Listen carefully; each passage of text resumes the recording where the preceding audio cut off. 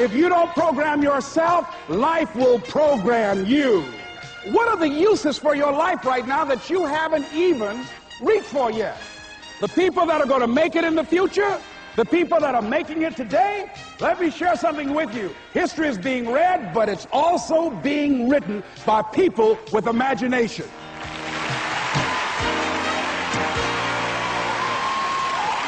Thank you. Thank you very much.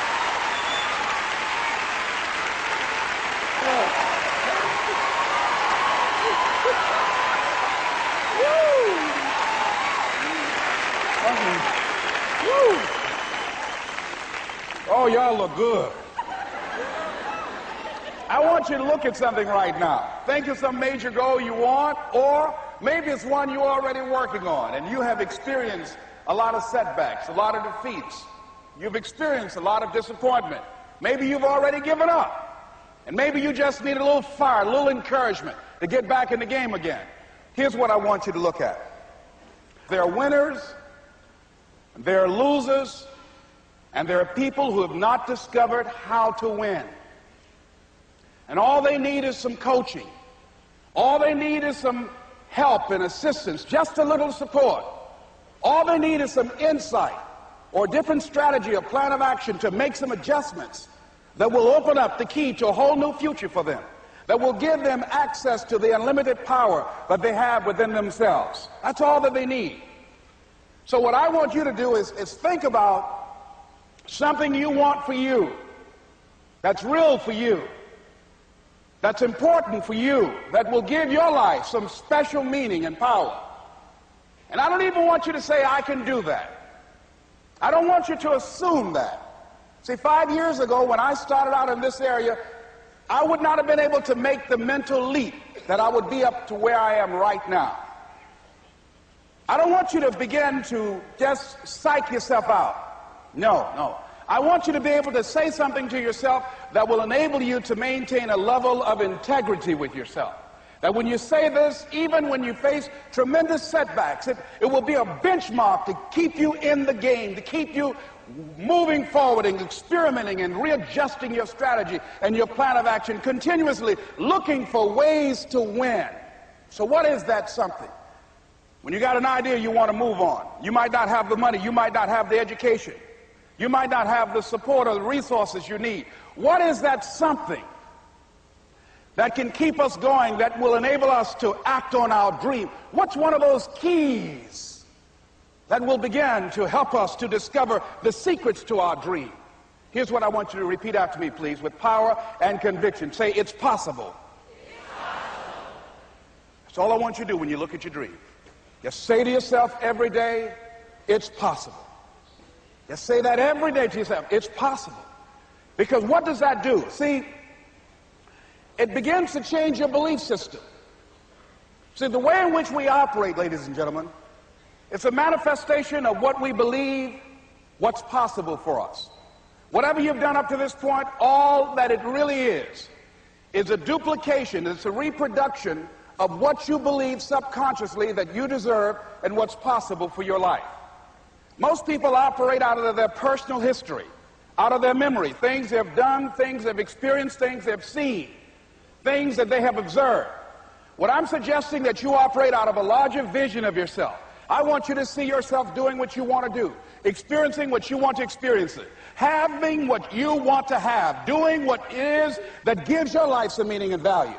Operate out of your imagination, not your memory. Because whenever you look at where you want to go, I'm wanting to warn you, you will have some conversation back here after you go through the data that you've experienced in life saying you can't do it. And so what you want to begin to do is ignore that inner conversation. Well, most people, ladies and gentlemen, when something happens to them, what they do is they begin to believe that that's the way it is. That's the way it's always been. And they can't see the possibility of it being any different. Example, before April 1954, the common belief, the universal belief, because it had been tried again and again and again and people had failed, the belief was that man was not physically capable of breaking the 4-minute barrier, that he could not run a mile in less than 4 minutes. That was the belief on the planet. It had never been done. But here's what happened, ladies and gentlemen. Roger Bannister came along, and he broke the 4-minute barrier. Now, here's what's significant about that. Since that time, up to this day, over 20,000 people have done it, including high school kids. What changed? 20,000 people. What changed? Here's what happened when they got on the track. They knew it had been done. And because they knew it had been done, there was a new belief about this barrier, about this goal that was unreachable. And those 20,000 people got in a race believing, knowing in their heart that someone had done it, that it's possible, that they could do it. And I'm saying that if you know anybody that had some goal, some dream, something they wanted to do, and they did it, then I'm saying that you know in your heart that if someone has done it, then you can do it. It's possible.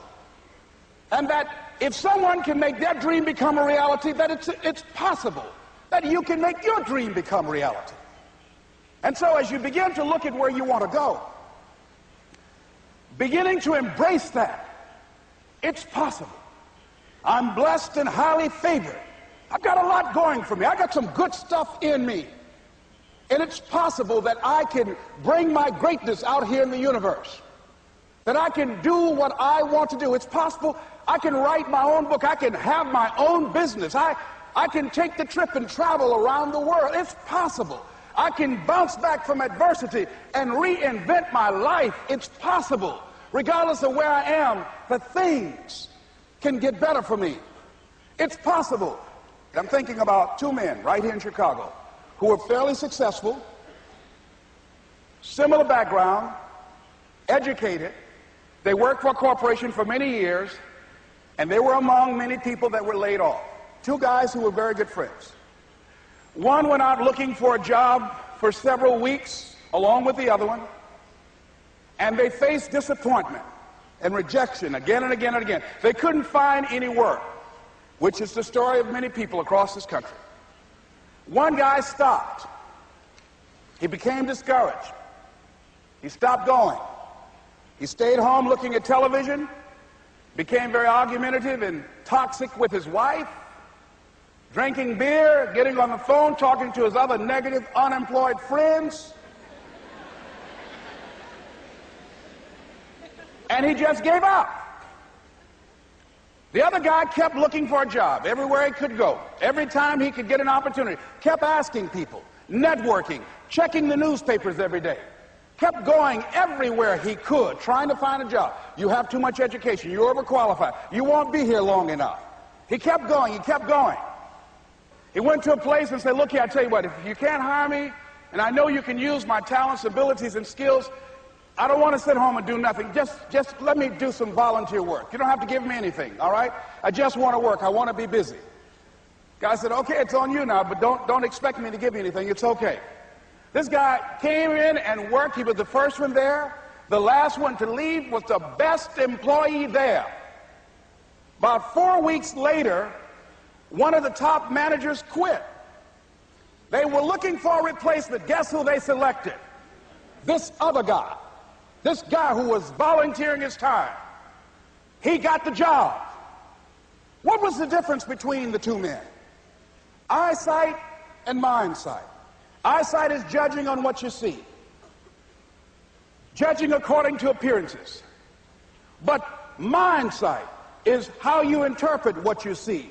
One guy said, it's not possible, it's over, I'm finished. I can't do it. I can't make it. He surrendered. I've faced rejection again and again. I'm not going anymore. There are no jobs out there. But this other guy, he felt that in spite of the no's and rejections, in spite of how bad the economy is, in spite of what the newspapers are saying, that it's possible that somebody somewhere will give me a job. He just kept going, thinking it was possible. And guess what, ladies and gentlemen? That's what we have to do with our dreams. Because things happen to you in life that you can never, ever anticipate. And many times when those things happen, you want to give up. I remember when I was in broadcasting, when I was a disc jockey, I became very controversial, not only being a disc jockey, but I felt that radio was something that you not only entertain people with, but you also empower them, you educate them. And I got fired. I didn't just leave, they fired me. That was a shock. I said, wait a minute. They took my microphone. I thought that was who I was. No, ladies and gentlemen, it wasn't. I had to do something else. And I didn't know what else I could do. See, here's what I'm looking at. What are the uses for your life right now that you haven't even reached for yet? See, I believe that when you don't have enough encouragement to act on your dreams or ideas, or you're not enlightened enough, that life will act on you. See, life had moved on me and said, Les Brown, you have outgrown this. It's time for you to do something else. Well, I wasn't enlightened enough. I organized some disc jockeys and got my job back. So they had to fire me again. I got fired twice. Here's what I did. I had to think of something else. And so a guy suggested to me, he said, Les, why don't you run for office? I said, man, I've never run for office. I've never known anything about how to operate in the political arena. I've heard encourage people to register to vote and get out to vote, but I don't know anything about politics. He said, well, neither do the people who run for office all the time.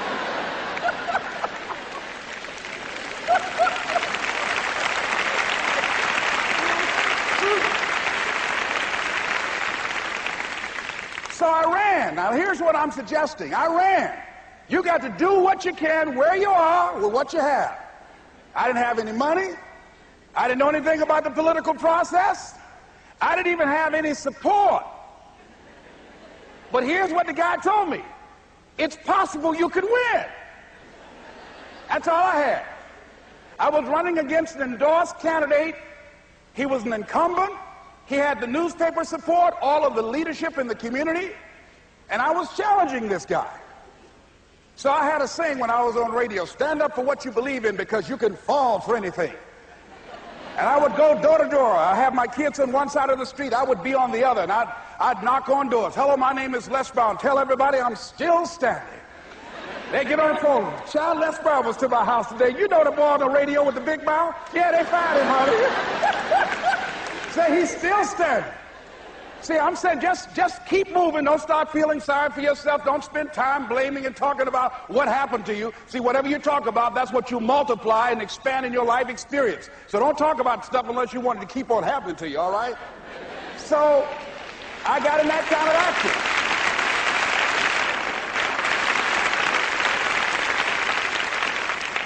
As I continue to do that, had my children with me, were going door to door, didn't have enough money.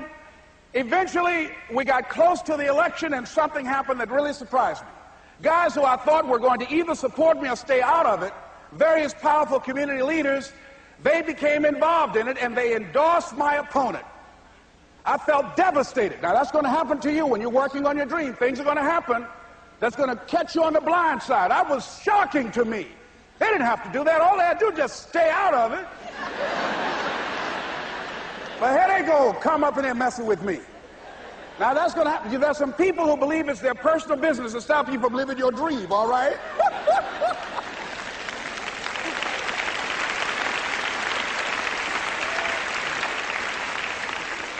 But I didn't deal with that. You want to make your dream come true, you got to stay focused. Some people rather get even than get ahead. Stay focused on where you want to go. I just kept on doing what I was supposed to do. And so I was driving to the radio station. My opponent had over $20,000. I had less than $800. As I was in the radio station, the guy said, "You're going to make a commercial?" I said, "Yes." He said, "It better be a good one because that money can't go pretty far here." And I sat there in the middle control room and I was thinking. And here's what happens when you get still. Stuff will start coming. Something said, "Call your mama." You used to talk about your mother on the air all the time. Ask her to say a few words for you. That'll be a different kind of political spot. So I called my mama, and I had a gospel record playing in the background.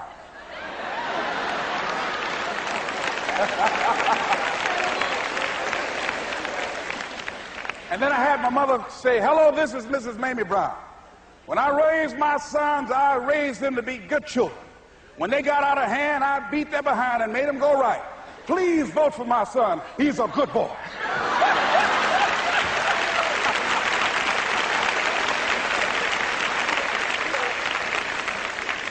Usually in the state representative race, maybe 3,000 or 4,000 people will come out to vote in a primary. In that primary race, over 27,000 people came out and voted and said, I'm voting for Les Brown because his mama said he's a good boy. I won, ladies and gentlemen. I won.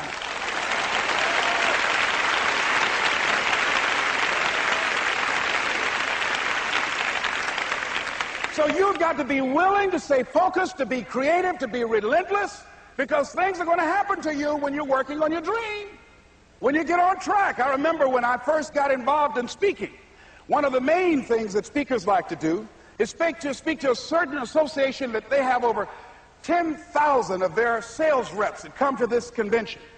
And I was relentless. I kept saying, it's possible. It's possible. See, what I wanted to let you know and set you up for, because you said it's possible, don't mean that you're not going to have any problems. That Murphy's Law ain't going to come and slap you side the head.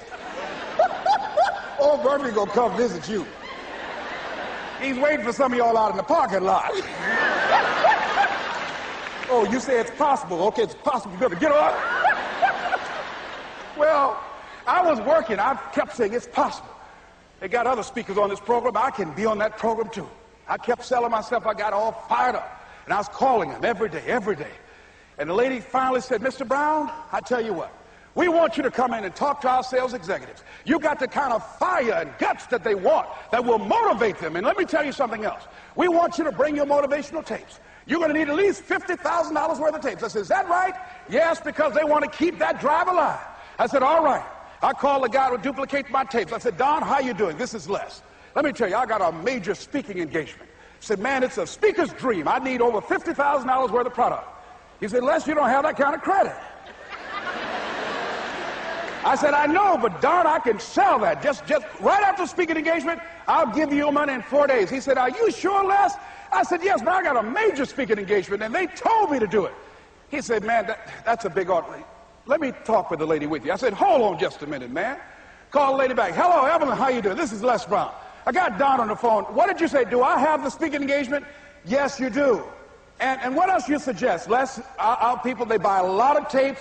Your tapes are very popular among them. I'm saying bring at least $50,000 worth of tapes, Les. You'll sell everything you got and more. I said, did you hear that, Don? He said, yes. I said, now, if anybody else has to make a decision, are you the final person? She said, I'm the final person. I will send you the contract. I want you. I said, you hear that, Don? He said, yes. I said, oh, ye of little faith. I said, duplicate the tapes, man. Hunk a phone up. Well, he duplicated the tapes. 1 week came by. I'm checking the mail every day. No contract. I said, come on, Murphy, don't start now, man. Come on. Come on, man, give me a break. Come on now, you know. This ain't fair. Come on, man. Give your boy a break. Come on. I talked to myself, you know. I didn't want to call him right now. 2 weeks passed by. Murphy said, don't you think you ought to call him? I said, okay. I called. I said, hello, this is Les Brown calling. How you doing, Les? I said, fine. I said, Evelyn hasn't sent my contract out yet. Any additional information you need? So, Les, you haven't heard? I said, no. I said, Evelyn died. I said, she died? I said, did she say anything about me?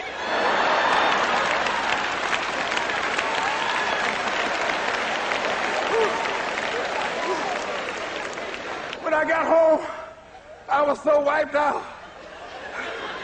And Murphy was in the house waiting on me. Murphy said, is it possible you want to listen to some of your tapes?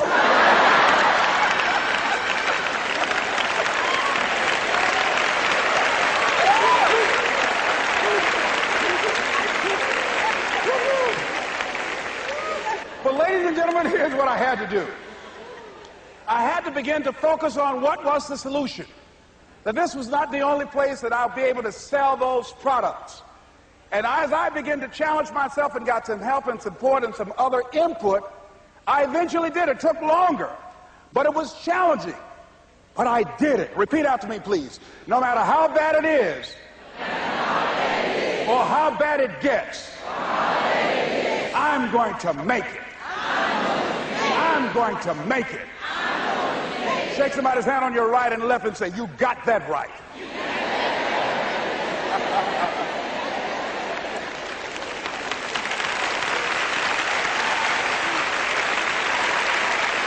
Repeat after me, please. It's possible. It's possible. I can have my dream. I can get what I want. I must be creative. And never give up. Now, let me share something else with you, ladies and gentlemen. When you know within yourself that there's something you want to do, and I believe that all of us were born with a purpose, that all of us have something that we are supposed to do, that all of us have some goodness within us, and that goodness gives us a responsibility to manifest our greatness. And when you know that, you can feel it in your guts, and you know that you're deliberately operating below your potential. You've gotten comfortable. You stop expanding, you stop stretching, you stop challenging yourself. Let me share something else with you. Not only is it possible for you to have your dream, but it's necessary. It's necessary that you have it, that you work on it, that you develop yourself, that you go for what is yours in the universe. I have a friend that at the beginning of the year I was in Los Angeles giving a speech, and I do a seminar teaching people how to become involved in the speaking business, and also one called Speaking with Power, teaching people how to begin to develop their communication skills. And this friend, I said, I want you to work with me. I called her up. She said, Les, are you sure I can do it? Sure you can. You have a PhD in communications. I don't have that. If I can do it, sure you can do it. In fact, I'm going to give you the support that you need. Here's what I realize, ladies and gentlemen. We only have enough energy to take us to a certain level. But it's necessary that we assemble ourselves with other people who share our vision, other people that can see it for us, to give ourselves a home court advantage.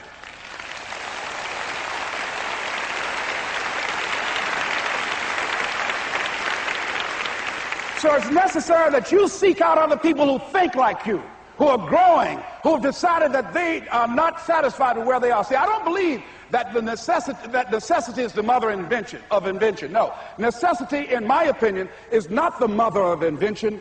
Refusing to accept things the way that they are is the mother of invention.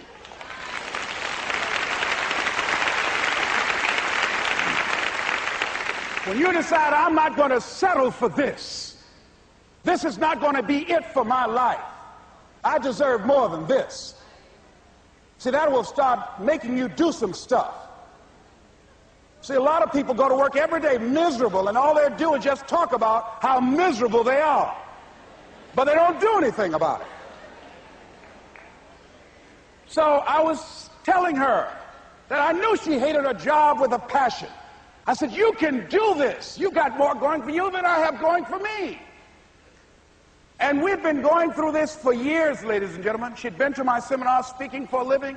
She brought her husband, and that was one of the major problems that I realized that happened in her life. He couldn't see it for her. So you got to make sure that you have people in your life that can see it for you, that will encourage you. Non-affirming relationships can hurt you.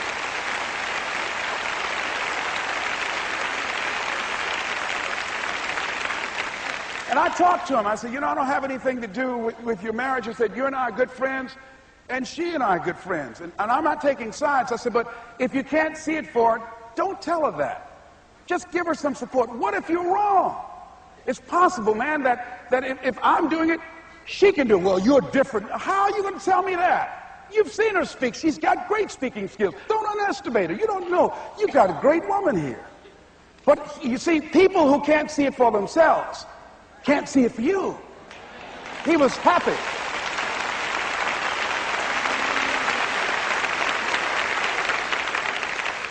So I said, will you do it with me? I said, I'm going to give you the support you need. You can't do it by yourself. I will stand with you. She said, you will? I said, yes. I'm going to make you part of my seminar. You'll do a part of it and I'll do a part of it. Speaking with power. She said, okay. 3 days later, ladies and gentlemen, I got an emergency call at my office. It was from her husband. He called and said, tell Les Brown that Marion is dead. I said, oh no. When I was flying there to go to the funeral, and I remember the last time that I saw her, and I had some of her papers that I had gotten inadvertently confused with mine, and I took them home. And I was searching through these papers to do one of her works. She was a prolific writer. And what got me, what was so sad that made me begin to cry, was that there were poems that she had started that were profound poems, great thoughts that she didn't complete. Plays that she had started that she didn't complete. See, that poem was given to her. I can't finish that for her, nor can you. That play, whatever the outcome that she had envisioned, that she had imagined, was given to her. Only her. And she's the channel that was going to come through. You are here, and you are the vessel, you are the outlet for the universe. That you've been selected. There's something for you to do. I believe all of us have some purpose for being here. And as I was going to the funeral, and I was reading a newspaper that said that millions of people are dying because of what they're eating, talking about their diet. And I'm sure that it was Marion talking to me, whispering, saying, Les, the next time you speak, say that even more are dying because of what's eating them.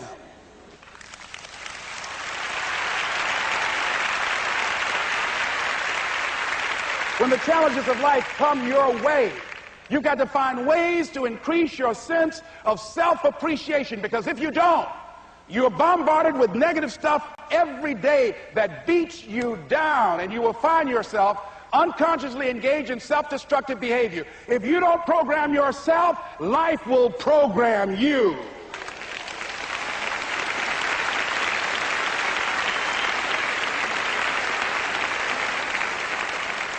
So you want to have an agenda for your life. It's necessary that you have some direction for your life. A friend at the National Speakers Convention gave us a presentation, and it really struck me. He was talking about when he was traveling across Europe, Warren Gresham, and he said at different points, soldiers would wake them up on their journey and ask them the question.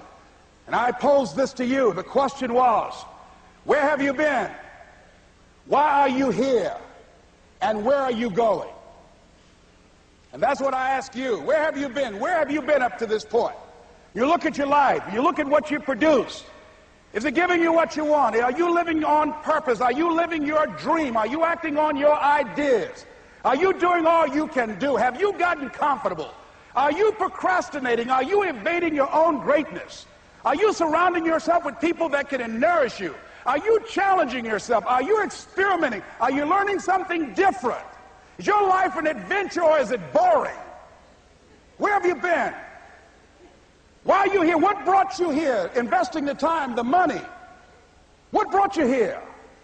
And where are you going? What is it that you can get out of this session, out of this lecture? That when you leave here, rather than this just being a spectator event, that you got some idea, some dream, that you might have to go back and brush it off and look at it again and say, I've got to do this. This is my stuff. This is what I'm supposed to do. This is why I showed up. Where are you going with your life? What decisions are you making right now as you look into the future? Are you experimenting to find out what other talents and abilities that you have? See, we're in a time right now. The day is gone where you could just go to college and get out and get a job and work 30 or 40 years with job security and retire with a gold watch. The gold watch days are gone. Brand new day. Party's over. So now you have got to be multi-talented and multi-skilled. You've got to use all your stuff. You don't know what else you can do. I didn't know I can do what I'm doing right now. It's necessary that you stretch and challenge yourself and say, let me see. I start out as a trainer. I'm a trainer. That's what I am. That's what my expertise was in. And then I decided, let me see, can I speak? And then I discovered, hey, I can do that. What if I hadn't tried to do than just been satisfied with just being a trainer, with a limited vision of myself? And then after training, and then I said, well, maybe I can go into business for myself. And I started speaking, going into business for myself, well, maybe I could train other speakers and teach them how to go into business for themselves. See, you want to have a backup plan. You want to have other strategies for yourself. In case this doesn't work out, you got something else going over here. You don't want to ever put yourself in a situation where you have a limited vision and you're only using a limited amount of your talents, of your skills, and of your abilities. And I'm saying to you, it's possible you've got some talents, some ideas in you, your ability to do some stuff that you haven't even discovered yet. And I'm suggesting that it's necessary that you get outside of your comfort zone. It's necessary that you develop some new relationships where you can learn from people. It's necessary that you do reading, that you do research. It's necessary, if you're already involved in some business, that you don't be satisfied with where you are. If you want to make it today, it's necessary for you to constantly look at ways of getting better. Not only is it possible for you to have your dream, and it's necessary for you to challenge yourself to go after it and get better and leverage relationships that can help you get to where you want to go, but it's you. The major key to your reaching your dream, your living up to your greatness, your making your contribution is you. If the economy is good, fantastic. If the banks are loaning money, that's great. If people are positive, that's great. You don't have any opposition, that's great. But the major key to your making things happen in your life is you. When I wanted to get on public television, you know, they told me, you can't do that. So wait a minute, I've seen these other people on. It's possible I can get on. Leo Biscaya, John Bradshaw. It's possible. Wait a minute, excuse me, hold on, time out. Let's be realistic. Come on, be logical. I said, well, wait a minute, why can't I do it? Well, let's look here. Think about guys who have credentials, all kind of credentials. You don't have any college training. They're not going to put you on television. Give me a break. I said, thank you for that. God love you, and I'm trying. And went on about my business. You hear me? Let me tell you something. What people think about you and the possibilities for your dream is none of your business. That's their business.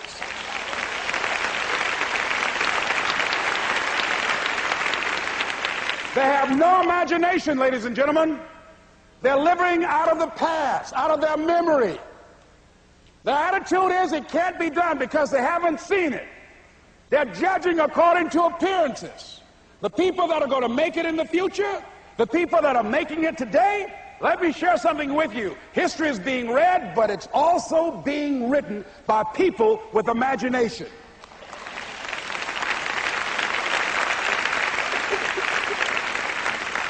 So I went to the next mode, necessary to start talking to people and seeking and asking for what I wanted and leveraging relationships and trying to find out how did the people do it that went ahead of me? How do they do it? And then what is it I need to do? How is it I need to train myself, to develop myself? What's the resources that will be required in order to make it happen? And as I start seeking out and asking questions, I started running into people who said, I know someone who can help you do that. And they helped me get connected with those people. Remember, we have so much energy that can take us so far. It's necessary that you hook up with some other energy that can take you to the next level. I hooked up with them. They said, let's go. I said, away we go.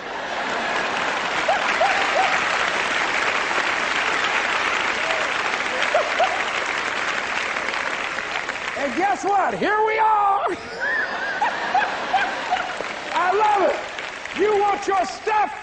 It's necessary you take responsibility for it, that you make it happen, that you don't give up, that you don't take any objection or disappointment or defeats personally, that you keep on keeping on, that you don't decide that I can't make it because you can't see the light at the end of the tunnel, that you realize that's a part of the program. And here's something you've got to resolve. Say this to yourself every day. See, as long as you're breathing, you got a shot at your dream. That's the way I resolve. Say this, please. It's not over until I win. You've got that right.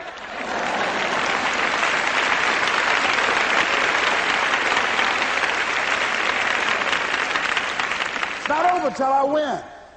Not over till I get through. It's not over till I get over. Not over till I get what I want. Door can't open today, look out. I'm going to come back and take the hinges off. That's how you got to do that. You've got to have that kind of courage, that type of determination. If you want to make it happen, it's you. That you've got to take personal responsibility to make it happen.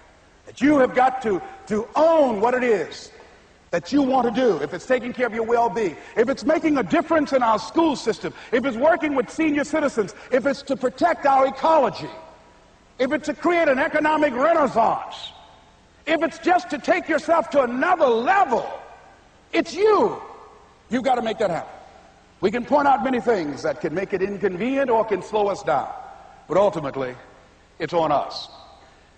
Next step is, not only is it possible and necessary, and it's you to live your dream, to make this greatness that you have within you become a reality, but what I've come to appreciate when you're working on changing your life, changing some bad habit, getting out of addictive situations or relationships, or working to build a dream or making a difference in our society, or learning something that's very challenging. Here's what I realize, ladies and gentlemen, and develop a great deal of respect for.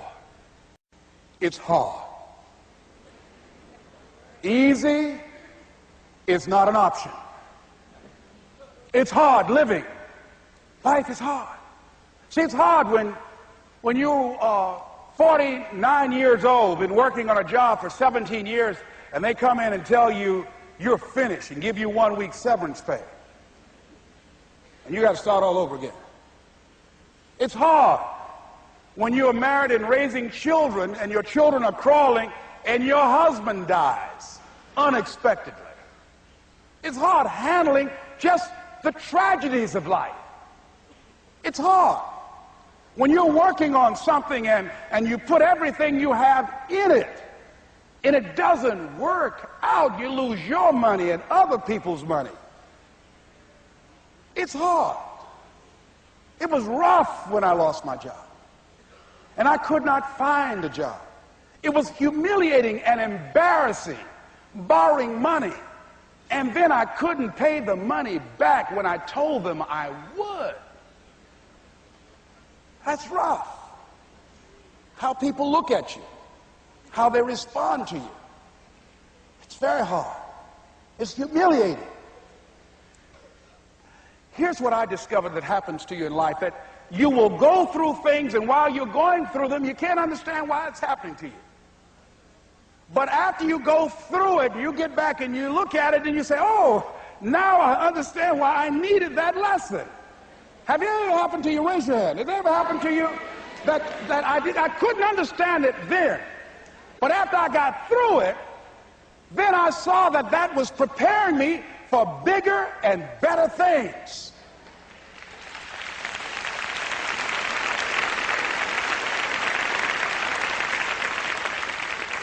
That as you go through the challenges of life and you look at it and embrace whatever comes to you, don't run from it. Step toward it. Don't try and duck it like most people do. See, most people want it easy. See, easy come, easy what? Easy go. See, but when you go at what you're going to deal with and you deal with the difficulties of it, when you handle those hard things close at hand, making those hard decisions right now that you don't want to make, learning those things that you don't like to do, but you know that in order for you to get where you want to go, this is one of the hoops that you have to flip through. And I'm saying to you, whatever you got to do, do it, because if you don't, life is going to whoop you until you surrender and say, okay, all right, I cooperate, okay, I learned, okay. It had to wear me out a long time. So if it's hard, then do it hard. Now, how do you hang in there during the hard, difficult times, Les? You must have faith. You've got to believe in yourself. You've got to believe in your abilities. You've got to believe in your service, your company, your ideas, unquestionably. You've got to have faith, and that faith gives you patience. That is not going to happen as quickly as you want it to happen. A lot of things are going to happen that will catch you off guard. And so therefore you've got to deal with and handle it as it comes. And not only that, but that faith and patience drives you into action. You got to keep moving and keep plugging away. In the Far East, they have something that's called the Chinese bamboo tree. The Chinese bamboo tree takes 5 years to grow. And when they go through a process of growing it, they have to water and fertilize the ground where it is every day. And it doesn't break through the ground until the 5th year. Okay? But once it breaks through the ground, within 5 weeks, it grows 90 feet tall. Now the question is, does it grow 90 feet tall in 5 weeks or 5 years? The answer is obvious. It grows 90 feet tall in 5 years. Because at any time, had that person stopped watering and nurturing and fertilizing that dream, that bamboo tree would have died in the ground. And I can see people coming out talking to a guy out there watering and fertilizing the ground that's not showing anything.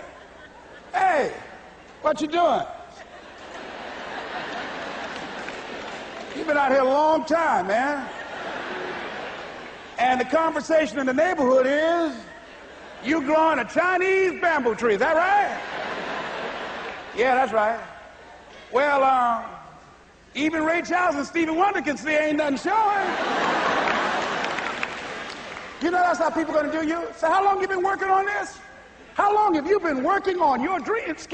And you have nothing to show. This is all you got to show? People are going to do that to you. And some people, ladies and gentlemen, they stop.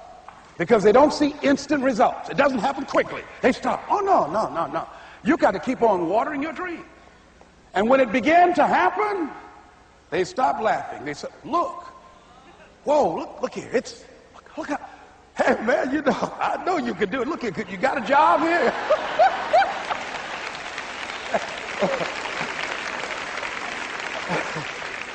See, during those hard times, we didn't know how you're going to make payroll. During those times when you failed and things didn't work out, they were nowhere to be found.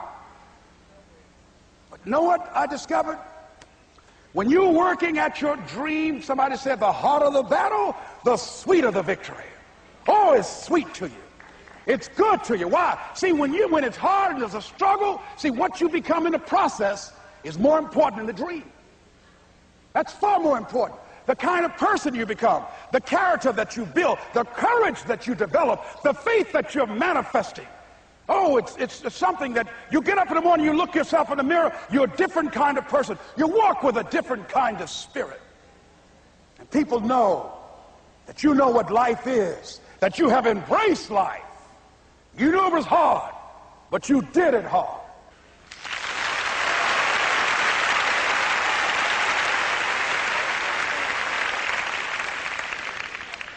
Now that takes us to the next level.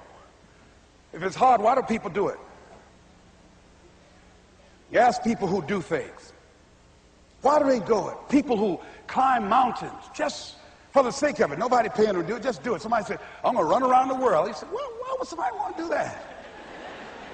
I'm going to swim the Atlantic Channel. Why?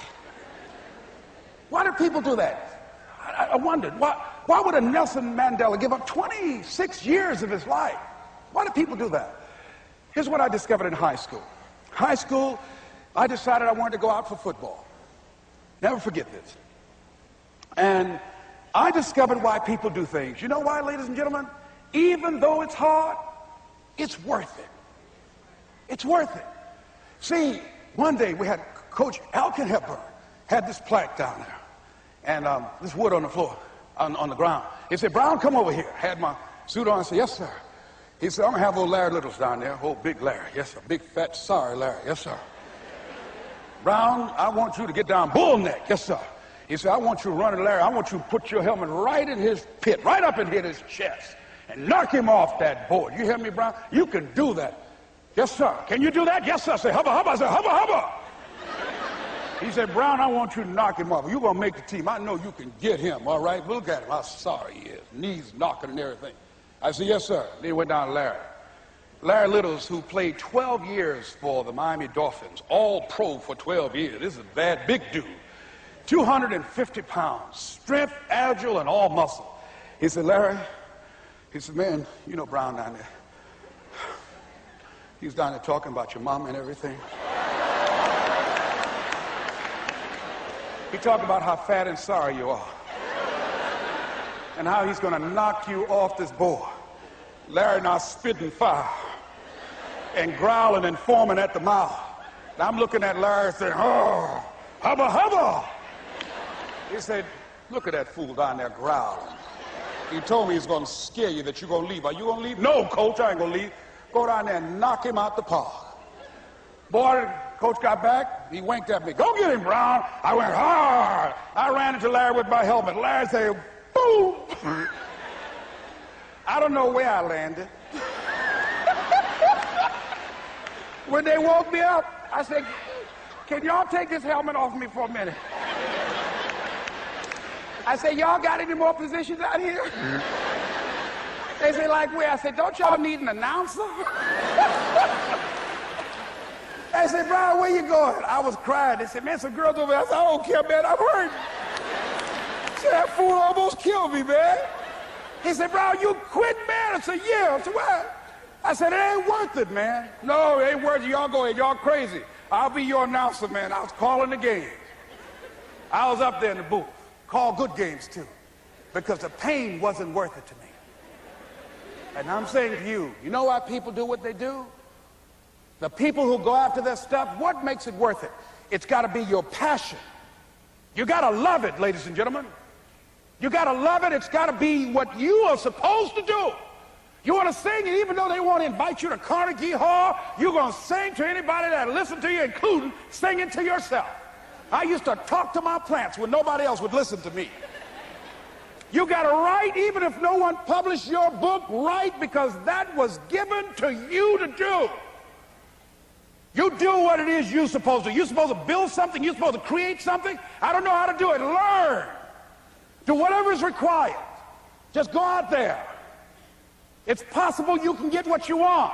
It's necessary. If you want it, you got to go into action. You got to be willing to experiment. You got to be willing to fail and to succeed. You got to be willing to form and to develop new relationships. It's you, it's on you. You got to make that happen. Nobody's going to bring it to you on a silver platter and say, here's your dream manifested. No, it's hard. Yes, it's hard. It's difficult. Yes, right. And it's worth it.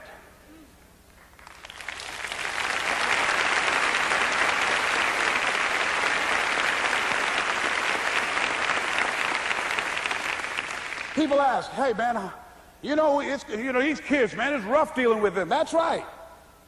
That's right. You think peer pressure happened overnight? We went through peer pressure. I remember as a kid, some guys said, hey, Les, me and another fellow named Willie Lower, we were going home. Hey, man, we're going down to Gould's, man, and knock off a grocery store. I said, look here, I don't want no part of that. I'll see y'all later. Say, y'all chicken. I said, that's all right, you say whatever you want. Low star. I'm not chicken, man. Don't call me chicken. Then why don't you come? We didn't even ask you to come into place, man. All you do is just drive the car. That's all. I don't know how to drive that good. Well, we're trying to get Les to come. He's chicken. Hey, I'm not driving nothing, all right? Willie, don't care about what they say, man. Leave him alone. You want to go do it? You find somebody else to drive, or you drive yourself. Come on, Willie, man. Pull him. He stopped. I ain't chicken. All I got to do is drive? Yeah. I said, Willie, that sounds simple, man. Don't go, man. He went. And the next day we read the newspaper where when they robbed the store, when they came out running to a car, the merchant, the man who owned the store, came out just shooting wildly, and he hit the driver in the head. So peer pressure didn't just start in the 90s or the 80s. It's difficult and it's challenging for kids right now. And it's going to take some easy, simple methods to help bring them out of this madness, this insanity? No. Is it hard? Yes. Let's look at what we've been doing. What has worked? What has not worked? Let's look at where we want to go. What is it that we want to produce? What is it that we want to create for our young people? And as we think about that, start experimenting with different methods and techniques to create and to produce that. And begin to believe that it's possible through our commitment, through our vision, through our determination, our relentlessness, because of our belief, it's possible that we can reduce the teenage homicide rate, the teenage pregnancy rate, the dropout rate, that it's possible, looking at what kind of world are they going to be in. As we look at the global economy, that as we begin to use our collective will and genius and resources, it's possible that we can create an educational system that not only will test their minds with information and facts and figures, but will teach them how to think and be creative, and what does it mean to be a human being and to value human life, and how do you make relationships work? How do you bounce back from adversity?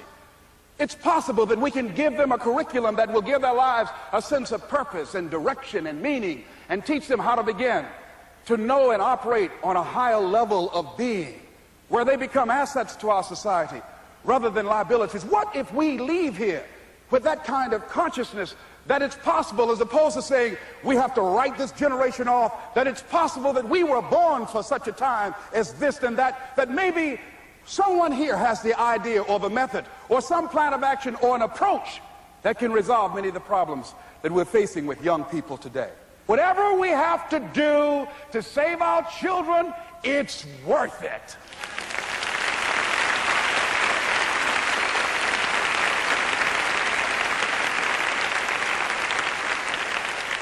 And so that brings me to the final step, that it's necessary for us to begin to look at the future and know that it's possible that we can have our dream. Yes, it is. Other people have done it, then we can do it. We fail a lot of times. Well, a lot of other folks fail, and eventually they came back and they succeeded. So it's possible we can have what we want. And we know that we want to get it. It's necessary that we align ourselves with people that think like we do. It's necessary we get negative, do-nothing people out of our lives. It's necessary we never stop learning and growing and developing ourselves. It's necessary that we never give up. We know that it's you, it's me. It's being responsible for our stuff and deciding that we're going to keep on keeping on, that we're going to find a way to win or find a way to make it happen. And we know it's hard. It's not going to be a picnic. Yes, it's hard. It's hard. And we will do it hard. And once we do it hard and we go through it, we realize it was worth it. And once you discover it was worth it, it is done. It's done.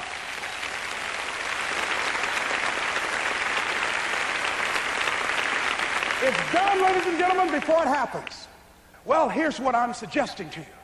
That when you're working, you have a wall to break through. Let's say a friend of mine who runs a marathon, and he says, when he's running the 26-mile marathon, he said, let's say that hypothetically, that 18th mile is the wall.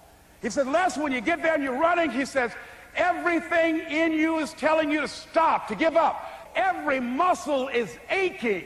And you're saying to yourself, I can't do it. I can't do it. And you just keep on and you keep on and you keep on. It seems like you're moving at slow motion. And then eventually when you break through that 18-mile wall, then you know it's like done and you're on automatic and you glide on in. And you know it's there. You know you're going to get to the finish line. And we've all had experiences where we were working on something and we knew it was possible. And we did those things that were necessary to bring it into reality. We took the responsibility to make it happen. Other people couldn't see it. A lot of people didn't believe it. You were attacked. You were criticized. People were opposing you, but you kept on doing it. It was hard. It was rough. It was difficult. But to you, it was worth it. And eventually you got to a level you know, can nothing stop me now. I'm on the move. I'm on the move.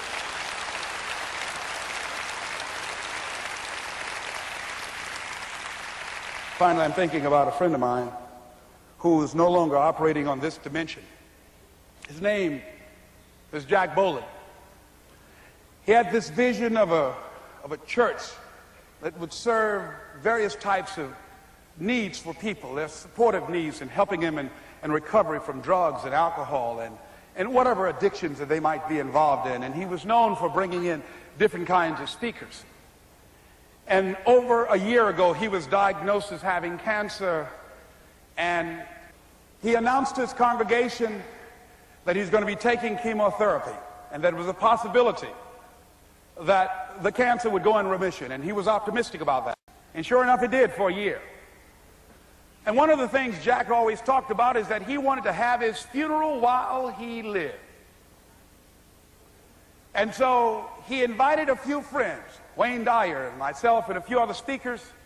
He didn't tell us why we were there, but once we gathered there, the church, they told us in the room that Jack is going to announce to the congregation, he's bringing his doctor up. The doctor is going to say that we felt we could keep it in remission. It's out of remission, and he doesn't have much time left.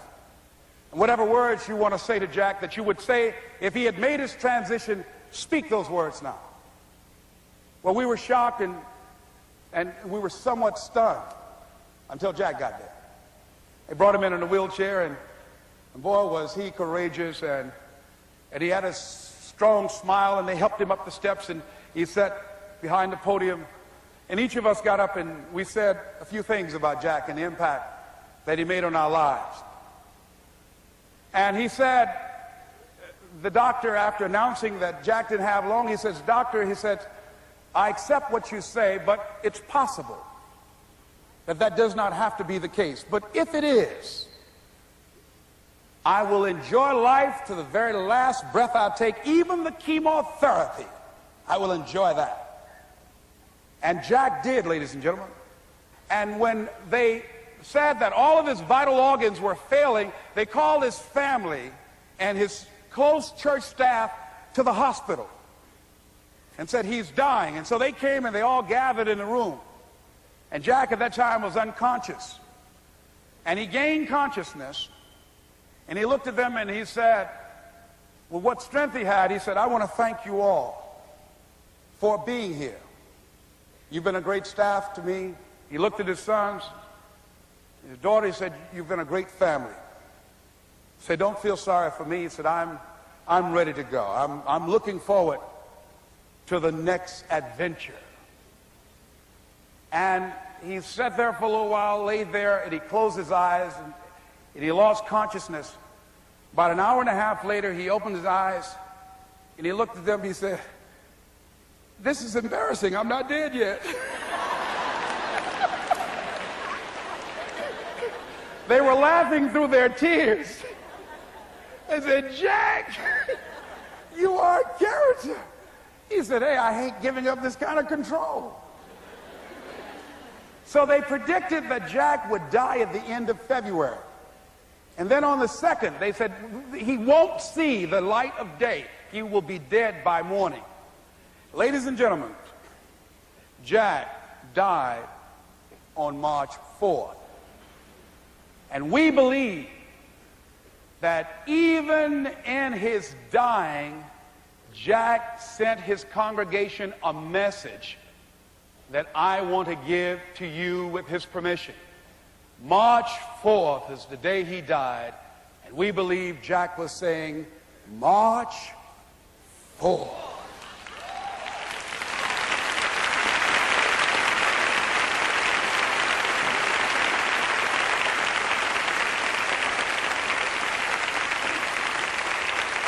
So I say, as you look into the future, while other people are giving up, feeling like victims, feeling powerless, becoming negative, turning on each other rather than to each other, feeling that they can't make it, be ye not conformed to this world, but be ye transformed by the renewing of your mind with the mindset of that it's possible that we can save this generation. It's possible that we can create new industries, a new economy. It's possible that I can find a new profession, a new job. It's possible I can create a new life. And it's necessary that I become actively involved in becoming a positive force in my life and on the planet. And it's me, yes, it's you, it's all of us, pulling together, working together to create this brand new future. And it's going to be hard. Easy is not an option. But if it's hard, we will do it hard. Whatever is required to snatch victory from the jaws of defeat. And it's worth it, yes. It's worth whatever we have to do. And once we know that, it is done. It is done. It is done. It is done.